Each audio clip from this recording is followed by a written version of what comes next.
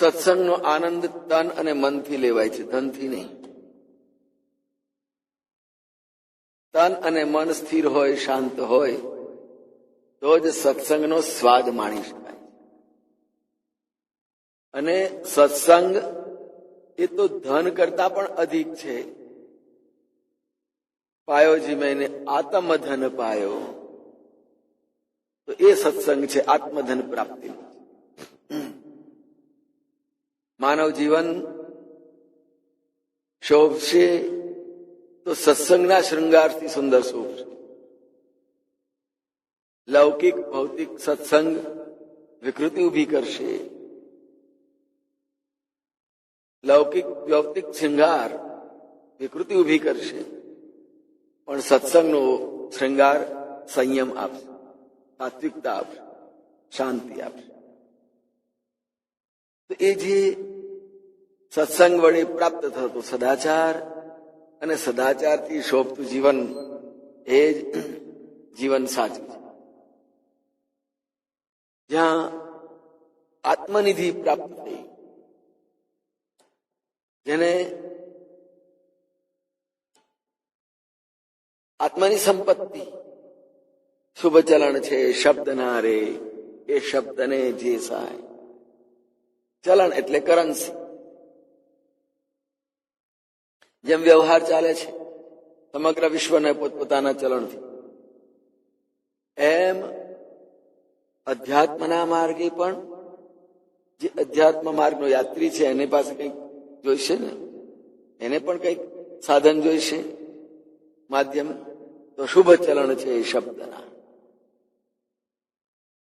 એ આધ્યાત્મિક યાત્રી એ ઉપાસકને જે ગુરુ મહારાજ જે શબ્દ આપે ઉપદેશ દ્વારા, સત્સંગ દ્વારા, એ જ એના જીવનનું ચલણ. કે સત્સંગના ચલણ દ્વારા પોતાના જીવનનો વ્યવહાર ચલાવે છે.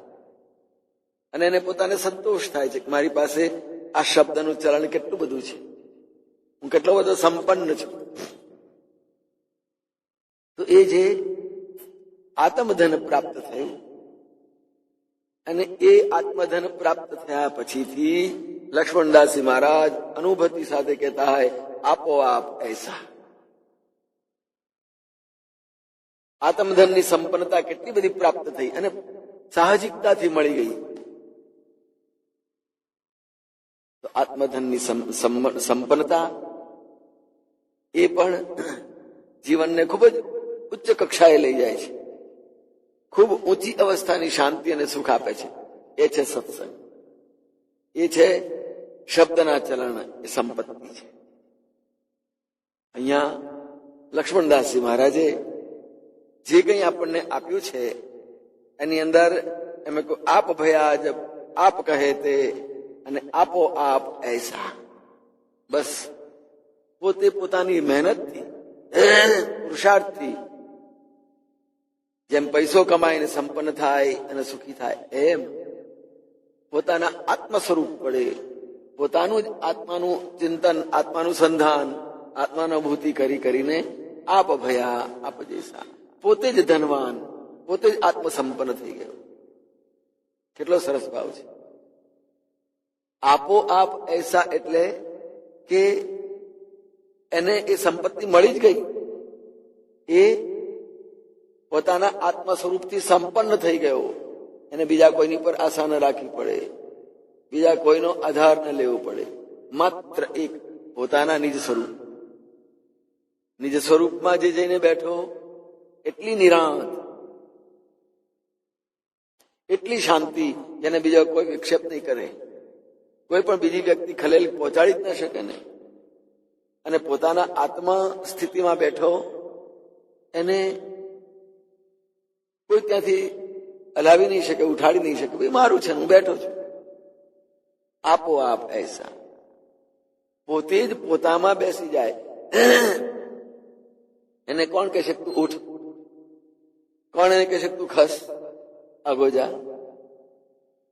કે પોતાના આત્મ સ્વરૂપની અંદર બેસી ગયો. એને કોઈ ખસ કે જા એમ કહેવા વાળું નથી. તો જે આપોઆપ એસાની સ્થિતિમાં માણસ નિજાનંદમાં, નિજ સ્વરૂપની મસ્તીમાં નિજાનંદે હંમેશા બાલ વસ્તીમાં મજા લેજે. એ અવસ્થા એ પોતાની સાહજિક સ્થિતિ. અને અપનત્વની પોતાની આપની સ્થિતિ એટલે પોતાના જેવા જ પોતે થઈને રહે.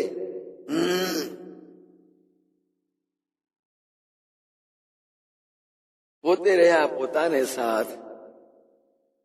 રામ નામ જો હૃદય ધરે, રામ નિરંતર રક્ષા કરે. પણ પોતે પોતાની સાથે રહેવાનું. દુનિયાનો સાથ કોઈ વ્યક્તિ હોય અલગ, કોઈ બીજી વ્યક્તિના સાથની કઈ સંગાતની કોઈ જરૂર નથી. મહારાજે કહ્યું પોતે રહ્યા પોતાને સાથ. બસ આપણે જ આપણો સાથ સંગાત. બીજાનો સાથ સંગાત લેવા જઈએ જીવનમાં તો અનુકૂળ થાય કે પ્રતિકૂળ થાય. એ આ પાડે કે ના પાડે, સંમત થાય કે ના પણ થાય. જોજો તમારા ગ્રહસ્થ જીવનની અંદર. પણ જયારે તમે તમારી સાથે તમે જ તમારી પોતાની સાથે સંગાત લઈને બેસી ગયા, કોઈનો સાથ નહીં, વૃત્તિ નિરાધાર હૈ. બસ આધાર વગરની સ્થિતિ અવસ્થા મનની. કોની? બેફિકર મન. બેફકર મન થાય, ત્યાગ વૈરાગના તબલ બજાવે. મોજ મોજ કરો ભાઈ. મોજમાં રહેવું, મોજમાં રહેવું, મોજમાં રહેવું રે મારે. અલખ ધણીની શોધમાં રહેવું રે મારે. મોજમાં રહેવું. કોની ફિકર? આપ ભયા જબ આપ કહે. પોતાના નિજ સ્વરૂપની અંદર મસ્તી લીધા કરો, એકલા કૂદ્યા કરો, નાચ્યા કરો. આપણે એવા સંતો જોયા છે, મસ્તીથી નાચતા હોય, એકલા એકલા ખડખડાટ હસતા હોય. નિજ મસ્તી, કોઈની શરમ કશી નહીં, મસ્તી. જ્યાં પોતે રહ્યા પોતાને સાથ કહી દીધું એટલે પતી ગયું. અને ત્યાં આગળ જે રામ નામ જો હૃદય ધરે ની વાત કરી છે ને, એમાં આત્માની વાત કરી છે. આત્મારામ, આત્મારામના રુધિયાની અંદર તમે એક થઈ જાઓ. બસ પછી આ જગત, આ સૃષ્ટિ તમને કશું જ ના કરી શકે. રાજા પ્રજા તેને શું કરે, વાઘ વાઘણી તેને શું કરે, ડાકણ શાકણ ભૂત પ્રેત તેને શું કરે, 64 જોગણી મારી ફરે, બધી આમ મારી મારી ફરે. આમ રામ નિરંતર રક્ષા કરે. આપણો આત્મા જ આપણી રક્ષા. પણ આત્માનું સંધાન. અને એને છેલ્લી પંક્તિમાં શું કહી દીધું? એ રામ કોણ છે? સુરત ચેલો શબ્દ સદગુરુ, તે ચેલાની રામ રક્ષા. સુરત નુરત ને બે થઈ જાઓ. સરત નરતમાં આવ્યા ઘેર અમર મંત્રની થઈ છે. બસ સુરતાઓને સાથે રાખી નુરત શ્વાસોશ્વાસ સાથે પળોવી આવો પોતાના ઘરમાં. તો શું થાય? મેર થઈ જાય. મન પવન તણા જેને તોલ કિયા. કહો કે ક્યાં સુધી લઈ ગયા? મનને પવનને સાથે બેસાડી દીધા અને એમને એનું માપ કાઢી લીધું. અને મનને પવન એટલે શ્વાસોશ્વાસની સાથે બેસાડી દીધો. અને ચાલો હવે મન શ્વાસોશ્વાસની સાથે જોડાયું. અજપા જાપથી ઓહમ સોહમથી નિજ સહજ સ્વરૂપ કો શોધી લિયા. બસ જ્યાં મન શ્વાસોશ્વાસના પવન સાથે મળ્યું અને પવન જ્યાં શ્વાસોશ્વાસ બ્રહ્મરંધ્રમાં હૃદય સુધી પહોંચ્યો, પોતે રહ્યા પોતાને. ક્યાં કેટલે સુધી લઈ જાય છે? જો યાત્રા કેવી કેવી સુંદર યાત્રા છે આત્માનુભૂતિની. પોતે રહ્યા પોતાને સાથ. બસ આપણી યાત્રા એ જ. આપણો સંગાથી યાત્રી આપણે પોતે જ. બીજા કોઈની જરૂર નહીં. ક્યારે જોઈએ તો મહારાષ્ટ્રની મસ્તી એટલી બધી છે, એટલી બધી મસ્તી છે કે મસ્તીને જયારે આપણે એને વિચારીએ ત્યારે એમ થાય અરે શું ગજબ છે. શરત નરતમાં આવ્યા ઘેર. આપણી સુરતાઓ, આપણી સ્મૃતિઓ જે એક થઈ, મન અને પવન બે એક થયા, અને જ્યાં છેક કહ્યું કે નિજ સહજ સ્વરૂપ, પોતાનું સહજ સ્વરૂપ કહ્યું. આ શરીર નહીં, મનની કાલ્પનિકતા નહીં, આપણો જે આત્મા છે એ જ આપણું સહજ સ્વરૂપ છે. આપણું સાહજિક, નિત્ય સાહજિક સ્વરૂપ આપણું, તે આપણી આત્મચેતના છે. બાકી આ શરીર છે એ તો પરિવર્તનશીલ છે, વિકૃતિઓ વાળું છે અને ક્ષણભંગુર છે. ક્યારે કયા સમયે પૂર્ણાહુતિ થઈ જાય એ કશું કહેવાય નહીં.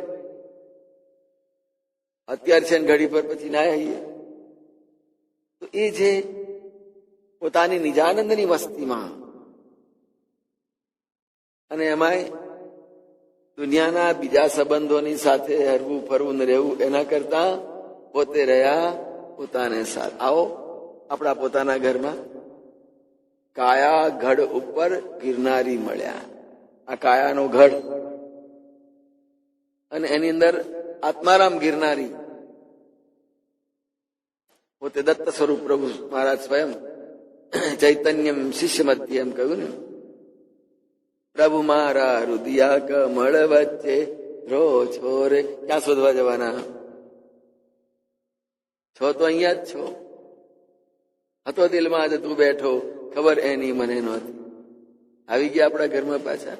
તો મહારાજે કહ્યું પોતે રહ્યા પોતાને સાથ, રામ નામ જો હરદે.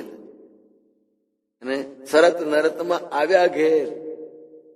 અને કેટલે સુધી કહ્યું આ કાયા તો ઘડ છે, એમાં ગિરનારી મળી ગયા, આત્માની અનુભૂતિ થઈ ગઈ. હવે એની અંદર 4-5 મુદ્રાઓ કહી દીધી, આસનો કહી દીધા, જે એકાગ્રતા સુરત મુરતની વાત કહી દીધી. આપ ભયા આપ જૈસા. બસ આખા પદ સંગ્રહની અંદર મહારાજ કોઈને કોઈ રીતે, કોઈ પણ વાતથી, કોઈ પણ પંક્તિથી આત્મા સુધી જ લઈ જાય છે. ચાલો જીવનની યાત્રાના અંતિમ પડાવે આપણે પહોંચી જઈએ. મૃત્યુ નહીં, આત્મા. જીવનની જે સ્થિતિ છે એનો અંતિમ પડાવ કયો? તો કે આત્મા. શરીરનો અંતિમ પડાવ કયો? મરઘટ. કે ત્યાંથી પછી ઉઠીને આગળ જવાનું નથી, તો ઉચકીને આગળ લઈ જવાના નથી. એ જીવનનો, શરીરનો અંતિમ પડાવ અને આત્મયાત્રાનો અંતિમ પડાવ, પોતાની આત્માની અનુભૂતિ કરી લેવી, આત્મા સુધી પહોંચી જવું, એ અંતિમ પડાવ. પોતે રહ્યા પોતાને સાથ, શરત નરતમાં આવ્યા ઘેર. પોતાના ઘરમાં કેવી હાશ લાગે. દુનિયામાં રખડીને આવીને પોતાના ઘરમાં શાંતિ નિરાંત લાગે. એમ સુરત નુરત વડે આપણે પોતાના અંદર ઉતરી જઈએ, આપણા પોતાના હૃદય ઘરની અંદર, તો આપણે પણ એટલી જ નિરાંત, એટલું જ સુખ, એટલી જ શાંતિ આપણે પણ અનુભવીશું. પણ હંમેશા એ તરફનું અનુસંધાન, એ તરફનું લક્ષ્ય આપણું હોવું જોઈએ. અને માણસને ભગવાને એવી શક્તિ આપી છે કે જે તરફનું લક્ષ્ય કરે એ તરફ એ બહુ સહેલાઈથી જઈ શકે છે. આસક્તિ, વિકૃતિઓ, વાસનાઓ તરફ તમારું મન જોડો જોઈએ, તરત એ તરફ પહોંચી જશે. લોભ બધામાં. તો જેમ એ બધા તરફ તમે સાહજિકતાથી પહોંચી શકો છો, એવી જ રીતે શરત નરતમાં આવ્યા ઘેર એટલી જ સાહજિકતાથી આપણે આપણા પોતાના આત્મા તરફ પણ પહોંચી શકાય છે. પણ એટલી આપણી દ્રઢતા અને એટલો નિશ્ચય પરિપક્વ હોવો જોઈએ. રખડતા મને કામના છે, ભટકતું મન હોય તો ક્યારે લક્ષ્ય સિદ્ધ નહીં થાય. અને લક્ષ્ય સિદ્ધિ માટે જેમ બીજી અનેક વિકૃતિઓ અને આ સાંસારિક વ્યવહારિક ભોગોની પાછળ તમે દ્રઢતાથી દોડો છો, પૈસા કમાઈ આવો છો, સત્તા લઈ આવો છો, નોકરી લઈ આવો છો, ચીજ વસ્તુએ લઈ આવો છો, એવી દ્રઢતાથી, એટલા પુરુષાર્થથી જો પોતાના સ્વરૂપની અંદર પણ તમે આવી શકો છો. પણ દ્રઢતાની આવશ્યકતા છે. ઢીલા પોચે તે જોગ થાય નહીં, લુખ્ખાનું નહીં કામ. ઢીલા પોતાનું કામ નથી, દ્રઢતા વાળાનું કામ છે. સામાન્ય જીવન આ દુનિયાનું દ્રઢતા ખરી, પણ વૈભવી વિલાસ અને સાંસારિક દ્રઢતા. અને જેને માર્ગ જોઈએ છે અને જે માર્ગ પછીથી આગળ વધવું છે એને સરત નરતમાં આવ્યા.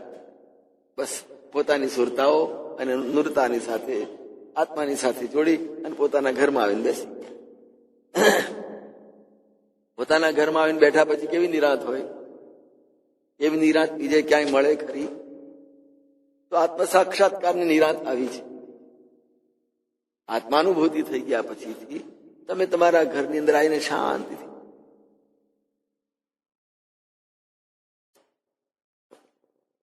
આજે એ સત્સંગની અંદર જો આપણે બિલકુલ એકાગ્ર થઈએ, કોન્સન્ટ્રેટ થઈએ, જો એની અંદર ઉતરવા માંડીએ ને, આજની સ્થિતિમાં પણ આપણે પ્રાપ્ત કરી શકીએ છીએ. તો આપ ભયા આપ જૈસા એ આ સ્થિતિ.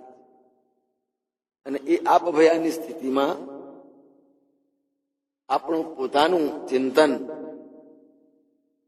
એ વિષય તરફનું હંમેશા બન્યું રહેવું જોઈએ.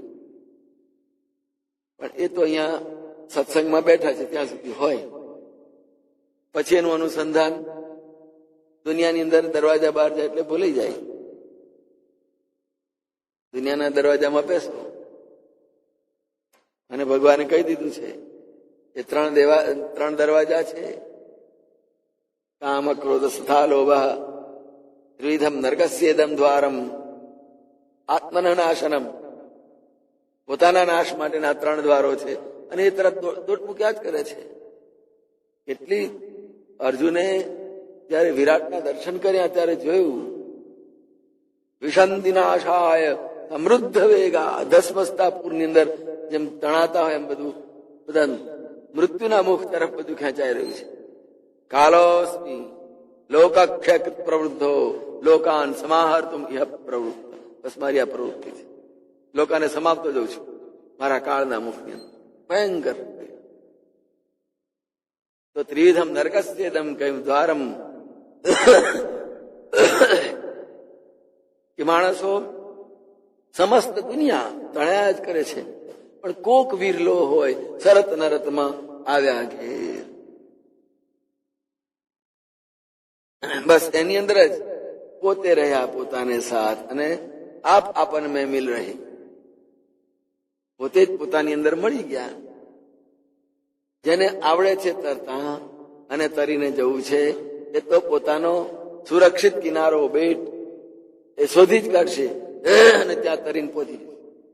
પણ સંસારની અંદર બીજે ફાફા મારવાવાળા ન ક્યાંય પહોંચી શકે અને અધવચ્ચે જ ડૂબે.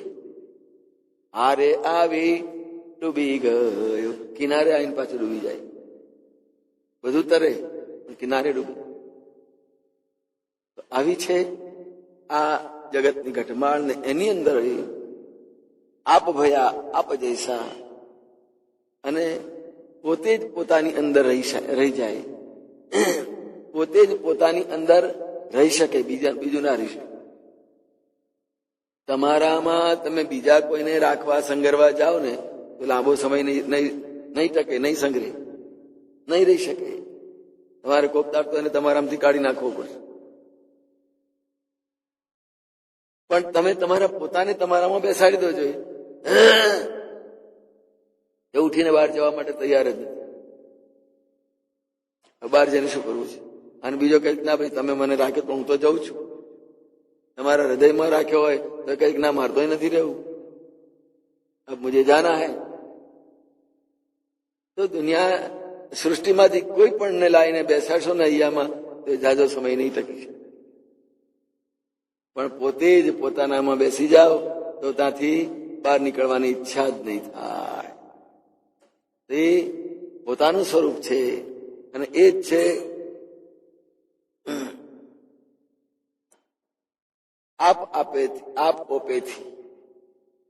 પોતાની જ શોભા પોતે જ વધારવાની છે, તો બીજો કોઈ વધારી નહીં શકે.